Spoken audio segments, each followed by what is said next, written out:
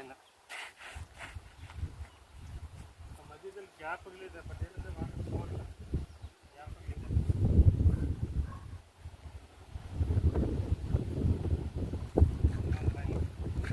ಈ ಡೈರೆಕ್ಷನ್ ಅಲ್ಲಿಗೆ ಹೋಗ್ತಿದೆ.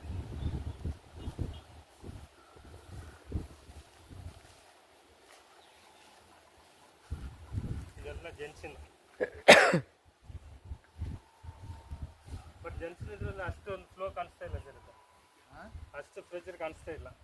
ಅಲ್ಲ ಇರಲಿ, ಒಂದು ಪಾಯಿಂಟ್ ಕೊಟ್ಟು. ಬಟ್ ಇದು ಪಾಯಿಂಟ್ ಇದೆ, 1 ಇಂಚಿನ 1.5 ಇಂಚ್ ಬರುತ್ತೆ ಅಷ್ಟೇ. ಪರವಾಗಿಲ್ಲ. ಇದನ್ನ ಮಾಡಿಸ್ಕೊಡ್ತೀನಿ.